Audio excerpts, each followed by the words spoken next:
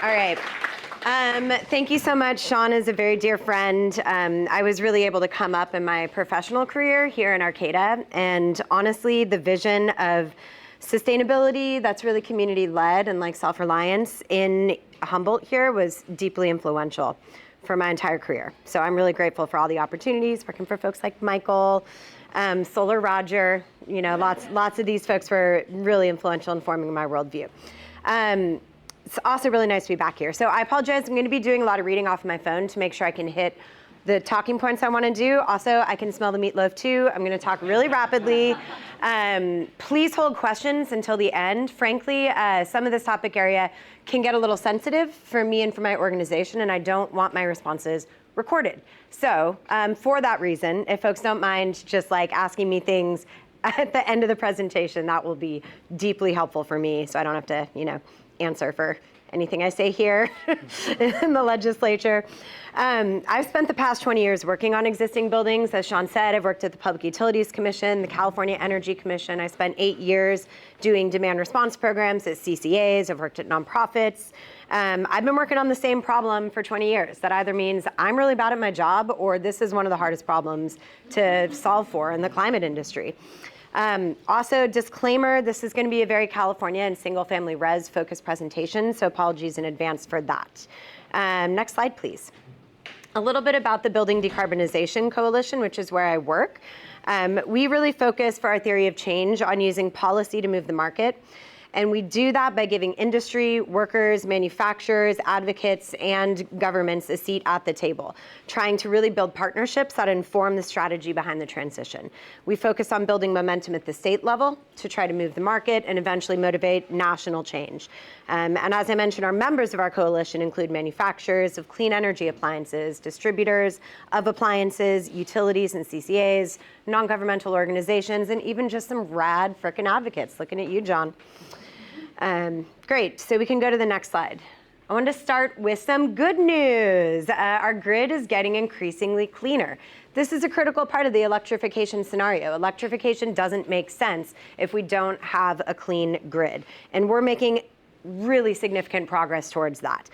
California has already logged 100 days where renewable energy met 100% of the demand.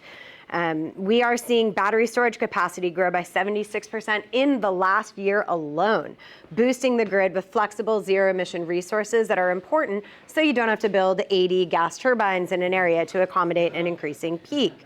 In fact, we hit the record this year, I believe, of 7,500 megawatts of capacity met through storage in California's system. In April 2025 of this year, solar energy surged past natural gas to become California's leading energy source. That's right.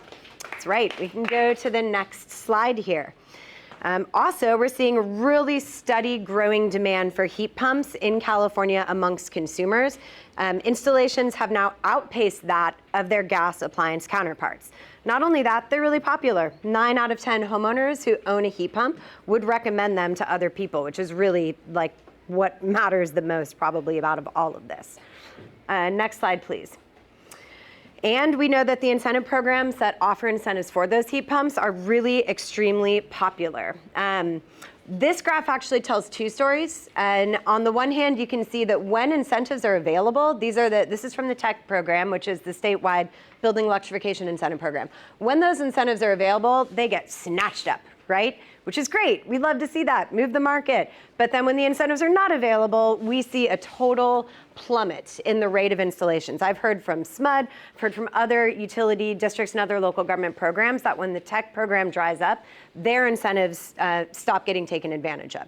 So we know that the stability of the funding, similar to what we did with the California Solar Initiative, where there was a very large amount of funding for a very predetermined amount of time, incentives dropped with volumetric rates. That's the kind of incentive program you can build a market around. Why would a contractor who's focusing primarily on gas even consider shifting their business if they don't know that the incentives are going to be there to drive that demand, to really justify the investment that they've made in training their staff and shifting their business practices? So this is a tale of two stories from this graph. Okay, we can move next. And this is one of the things that I am like trying to tell to anybody who will listen. There is growing information that heat pumps are affordable. Yes, even in California. Yes, even with utility rate increases that we have seen from PG&E and some of the other utilities in this state. This is early results from something that was published at ACEEE by Adam Sherry's, like the supreme data wonk at a company called Recurve. And what Recurve does is they take metered energy usage. So they are capturing energy data from the meter. So these are real impacts from customers who have installed heat pumps. And they looked at about 20,000 heat pumps that have been installed across California and evaluated the bill impacts for customers pre and post project. On average, customers save $260 a year for heat pumps, even in this high utility rate environment. And there are a few small adjustments that can be made that are actually already in progress, such as baseline allocation adjustments for water heaters, for the wonks out there, that will improve affordability even more. There is an instance of customers who saw an increase on their bills. Any guesses? Customers who didn't have air conditioning. Guess what? 25% of Californians don't have air conditioning, and heat is about to be one of the leading causes of death in this state. If you could pay $3 a month more on your bill, that's on average $35 a month increase on average, then you can have access to life-saving air conditioning. Please wait till the end. Thank you. I also want to note that one thing we have found through looking at the total system benefit, which is a metric for cost effectiveness used at the Public Utilities Commission, heat pumps exert a downward pressure on electric rates. The more heat pumps that we put on the system, you get more electric revenue, helps to dilute the system costs, helps to bring down the cost of running that electric grid for all customers. So heat pumps are actually a part of the affordability solution. We can go to the next slide. We have some important policy wins that I really wanted to highlight. In December of 2025, New York will be enacting an all-electric building code. That's right. That makes New York State the first state in the nation to actually prohibit fossil fuel construction for new buildings. It's a huge win, took years and years of effort to get there. Meanwhile, the California Energy Commission, what's up? They approved a new building code that ensures the vast majority of new homes are going to be built with heat pumps for both space and water heating in the 2025 building code with the prescriptive baseline. Let's go. I was one of those environmental advocates who was in their ear when it comes to the AC to heat pump measure. We would have loved to have seen that make its way into the building code, but we're really grateful to see that it is in the voluntary code. And for commercial rooftop units, AC to heat pump is now a requirement of the 2025 code. So all that is very exciting news. In addition, we've seen some policies around line extension allowances in the New York 100-foot rule. What this basically means is that regulators are discontinuing subsidies for new connections to fossil fuel development. So if you are looking to build a new housing development and you have gas in your development and you want to connect to the utility system, we used to pay you to do that. We don't anymore, which is great. So that is an important policy that has changed at the CPUC and in New York. Together, the impact of the building codes and the ending of subsidies for line extension allowances has had a dramatic impact on the new construction industry in California. 80% of the interconnection requests that were received by utilities this year were for, in 2024, I should say, were for all electric buildings. So market transformation is happening, especially in the new construction space. I also want to talk about future of gas proceedings. I really appreciate some of the comments that have been made today about the gas industry, the future of the gas industry, and the potential impact that that has on rates. That is a reality. As we see more and more customers starting to electrify, you have fewer customers who are paying for the fixed system costs of the gas system. The fixed system costs are going to be there. They're spread like peanut butter across those customers who are connected. When customers depart, fewer and fewer customers remain. Well, this becomes an equity issue because, of course, those customers who have the least ability, either by lack of access to cash or lack of agency and decision-making power over their appliance uses, are going to be the ones stuck holding the bag. So utility regulators are starting to pay attention to that potential future state and are actually instituting regulatory proceedings to think about a thoughtful transition. What is the future of this gas system? What do we want it to look like? And there are now 14 states that have initiated those proceedings. I believe Maryland will be introducing one, which will bring us to 15. Two notes about the air districts. The Bay Area Air District in 2023 passed a first of its kind appliance standard. Regional air districts in the state of California have the ability to regulate stationary source polluters. Those are the boilers in your home, the furnaces in your home are examples of stationary source polluters. The Bay Area Air District in 2023 passed the first in its nation appliance standard, regulating that appliances installed have to be zero NOx. The only way to really achieve a zero NOx appliance installation is to go all electric. And those rules will be taking place in 2027 with water heaters. And now the Air District is really ramping up outreach planning, connecting with contractors, trying to make sure folks know about this transition and are ready for it. Following shortly in the footsteps of the Bay Area Air District, the South Coast Air Quality Management District passed Rule 1146.2. This is a zero NOx rule targeting large water heaters and boilers. In late 2024, a coalition of lobbying interests filed a lawsuit against the South Coast Air Quality Management District, claiming that they were preempting EPCA, everybody's favorite preemption, and that they did not have the authority to do that. Guess what? They lost. Let's go. I'm sure this will be appealed, but this is an important win that really reestablishes that air districts have the right to regulate nitrous oxide emissions and ensure that everybody has access to clean air. Next slide. Can't all be good news, right? Let's move to the next slide. So, if you all have not seen that South Park episode, I highly recommend. The first episode of the new season is a masterclass in political satire.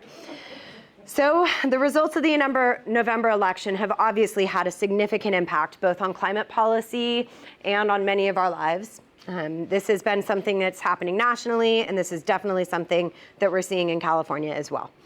The federal administration has gutted the U.S. response to climate and is refocusing energy agencies on supporting fossil fuels. Words like climate change, DEI, decarbonization are now effectively targets on your back. And this administration has really demonstrated a willingness to take things to the judiciary to test their limits of power, frequently leveraging institutions, private businesses to achieve their policy agenda.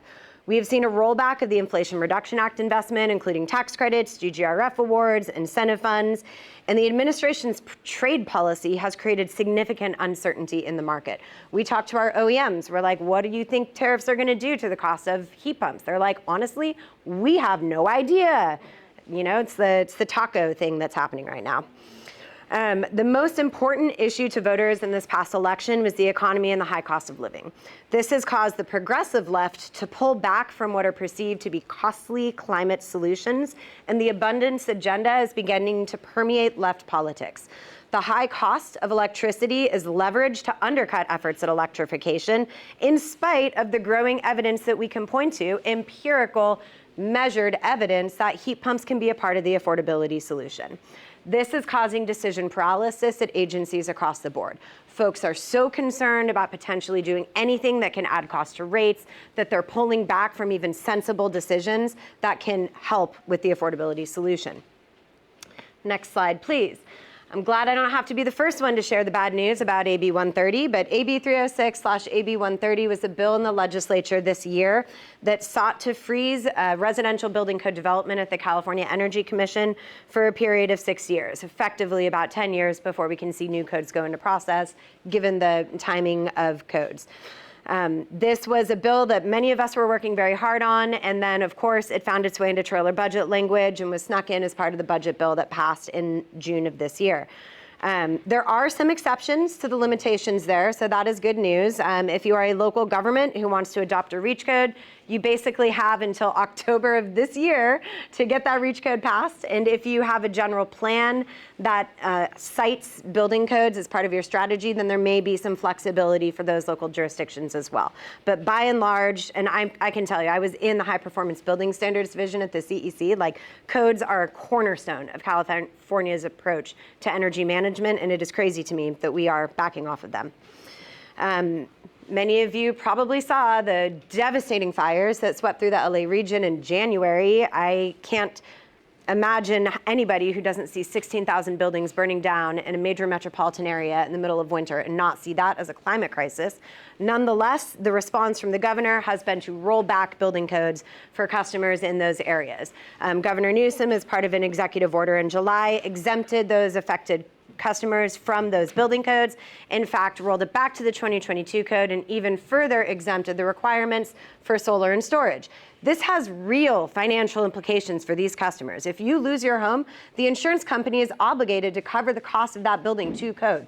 We have talked to at least one homeowner who is planning on doing solar, and then when the executive order came out in July, their insurance industry pulled back $400,000 of what she was owed to reconstruct her home.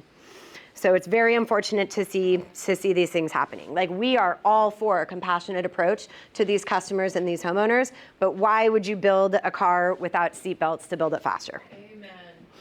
This year, also, on the heels of the South Coast Air Quality Management District passing Rule 1146.2, the same board voted no on a set of residential appliance standard rules in the face of very heavy opposition from industry.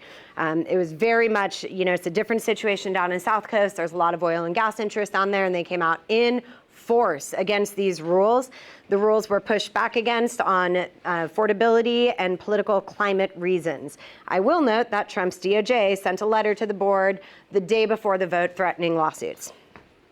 And now the Bay Area Air District, we are starting to see some of those similar tactics make their way up the North Coast to the Bay Area Air District. I mentioned the rule that had already passed. It's a 100% rule, right? Like, you can no longer purchase a gas water heater in this area. But many of us practitioners know that's not exactly feasible for 100% of all customers. So now the Air District is considering what flexibility measures do we need to incorporate to accommodate technology problems, like there aren't 30-gallon heat pump water heaters, or edge cases like, oh my gosh, I have to do a crazy service upgrade and it's going to cost $50,000 to comply with this. So they're working on those flexibility measures, but they need to bring them back to the board, which offers the opportunity for the entire rule to be relitigated. And now we are seeing this mounting opposition take place at the Bay Area, which means that now we are threatened of losing that rule. That has implications for South Coast. That has implications for the California Air Resources Board, which is considering a statewide rule. The state of Maryland is considering a statewide appliance regulation. I promise they are watching what happens here in California. And NESCOM has been working on a model rule that they've been spreading to a lot of air districts across the place. So what happens at the Bay Area now has national implications. Next slide, please. Good news. We can talk about some of the exciting opportunities that are emerging that can hopefully leave you not feeling totally down. All right, next slide, please. I'm so excited to talk about the Equitable Building Decarbonization Program. This is going to be a first of its kind direct install program focused on not only addressing electrification and weatherization opportunities, but also really looking at health and safety, potential remediation, focusing on low and moderate income communities that have been historically underinvested in. So this is a really wonderful program. It's about $500 million administered in 3 distinct regions across the state. And look, I am all about incentives. Incentives are necessary. They help drive the market. They don't work for all customers. Not everybody can take advantage of an incentive program if you don't have the cash to cover the remaining project costs. So direct install programs are a really critical part of the overall puzzle. And this one was designed with a lot of input from environmental justice organizations, community-based organizations, practitioners who have experience in direct installation. And we're really excited to see it hit the ground because it's going to be a first of its kind model. I'm going to spend a fair amount of time, if we can go to the next slide, talking about a subject that is very near and dear to my heart, neighborhood scale decarbonization. We've spent a little bit of time talking about the gas transition and the need to sort of thoughtfully move away from our gas infrastructure system. Well, neighborhood scale decarbonization represents an opportunity to do that. This model basically says, okay, you have a section of gas pipeline that you know you need to repair or replace. How about instead we take the dollars you would have spent on that gas pipeline and use it to electrify all of the homes that have been previously served by that gas pipeline. It allows you to divert utility investment into something that's actually forward-looking and matches with California's energy policy, and help communities who, again, have been historically underinvested in to be front of line for receiving that transition. I will also note 2 things. We pay $3 million for every mile of gas pipeline on average that we replace or upgrade, and we pay those costs over 50 years. That's the estimated life of those pipelines. That means any dollar we invest in the gas infrastructure system now, we are going to be paying years after our zero carbon targets are supposed to be achieved. So it's really important that we find strategies for diverting away and shrinking that rate base. I will also note that One of the best things about the neighborhood scale decarbonization approach is you really can target those investments to frontline communities and make sure that those are the communities first in line to be a part of this transition, helping to offset the potential equity implications of our transition away from the gas system. Next slide, please. There are two major strategies for achieving this. The most commonly seen in California is air source heat pumps, where we take the buildings, we take out the gas, and then we replace them with air source heat pumps. It works great in most climates in California. We have a really moderate climate. But there's another solution we've identified called thermal energy networks. These rely on a group of buildings that share energy through thermal loops. The loops look a lot like pipes, but instead of, well, they are pipes, but they look a lot like gas pipelines. But instead of actually running methane, they run ambient temperature fluid, could be water.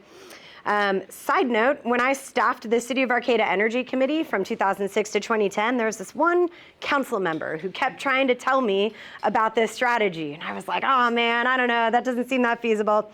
Well, Michael, here I am talking about this strategy. Took me 15 years, but it came around. We're especially interested in TENS as well, thermal energy networks, because they provide a really interesting job transition pathway for the pipe fitters who are currently employed with good living wage jobs, laying pipeline for the gas industry. These are people who, this is an existential threat, right? It was what you were saying, find your opposition and neutralize it or find a way to bring it in. If we can show pipe fitters that there is a pathway for them in the decarbonization movement, then that gives us a really powerful tool towards building this broad coalition. So we're really interested in finding opportunities for thermal energy networks here in California. Another really exciting thing about them, we talked about, where's McKenna at? We talked about data centers yesterday. Thermal energy networks offer some really interesting opportunities for code generation. If you have a data center that's located close to housing, you can capture the waste heat generated from those data centers and use it in the thermal energy system to heat homes. They can be extremely efficient and extremely affordable when you're able to leverage these co-benefit opportunities. Side note, they also save a ton of water from commercial air chillers. Next slide, please. So I worked very hard on a bill, SB 1221 2024. It was sponsored by BDC, Earth Justice, and NRDC. And we were successful getting it through the legislature after a couple years. And what it does is it authorizes gas utilities to apply for up to 30 pilot projects. It also reduces something called the obligation to serve. Previously in California regulatory policy, we assumed that everybody had a right to service. This is important, by the way. These are regulated monopolies. We don't want them to pick and choose which customers they serve. The obligation to serve is an important construct of a regulated monopoly. However, some people interpret it as being fuel specific. If somebody wants gas, they have a right to gas. They have to agree to give up their gas service. So what this bill does is it reduces the threshold of consent. If 67% of customers in a neighborhood zone want the project, then they can take that gas stove out of the cold dead hands of the remaining 33%. Honestly, can't believe the governor signed this bill. Another thing that the bill does, which we're really excited about, is it requires gas utilities to actually furnish maps of their planned projects over the next 10-year time frame. They're also supposed to layer over that priority decarbonization zones. These are, for example, communities of concern, frontline communities. And that really helps, again, deliver on that potential equity benefit of this transition. And they're currently going through the regulatory process. The applications for these pilots must be submitted by July of next year. Next slide, please. I'm always excited to talk about financing. It's kind of where I got my start working on PACE. But the tariffed on-bill financing is a new model that is really interesting and really has a lot of opportunity to improve access to financing for those who might not otherwise have it. The way it works is that you're able to place a charge for an appliance, for example, as a tariff on a customer's meter. And that means, number one, that it's not considered a loan. You don't have to evaluate the creditworthiness of the person who's living in the home to decide if you can move forward with the project. The second thing that it means is that that charge can stay with the property. So if you're a renter, for example, and you get a heat pump installed in your home, like you don't have to pick up the heat pump and take it with you when you leave. The charge can be assumed by the customer who comes into the property. Obviously, this means there are some really important consumer protections which need to be taken into consideration as well. You need to make sure that you're not shouldering the next potential occupant with an energy burden, that there's notices, that they understand it. So you're designing the program so that you're not putting customers underwater on a debt to equity ratio approach. But the Silicon Valley Clean Energy, which is a CCA serving the SF Bay Area, has a really excellent program design that addresses many of these concerns. It's a best in class. They've actually launched a field test of this program, and they're doing it now at a 0% interest. And the hope is that as PG&E's program gets approved, they can then access that billing infrastructure and transition that program to be tariffed on bill financing. Because it's a tariff, it does require access to the metering infrastructure. Next, and I think my last slide, I'm very excited to also mention the California Heat Pump Partnership. This is a first of its kind public-private partnership focused on heat pumps. It's a project funded by the California Energy Commission. BDC is the implementer, but really what it is it's a board made up of the leads of many of the energy industries in California, 80% of the appliance manufacturers. We have major appliance distributors like Ferguson, and then we have retail outlets like Home Depots and Lowe's. And they all sit on this board, and they're all focused on how do we actually get heat pumps scaled up so we can achieve those 2030 targets. Most recently, they released a blueprint document, Scaling California's Heat Pump Market, that really lays out the strategies that they see as necessary to get to that 2030 goal. Last slide. Trying to bring it back to positive. Despite the challenges that we face this year and the many years to come, and there are many, it is also really clear that there's a ton of momentum behind this market. The government can do what the government wants to do, but at a certain point, the market has started to take off on its own, and that's wonderful. We can see that groundswell. America sold more heat pumps last year than anywhere else in the world. For the first time ever. We've outpaced China, we've outpaced the European Union. America is buying in. California is working towards achieving climate neutrality in 2045, 6 million heat pumps by 2030. Working together, all of us, we can get there. Thank you very much.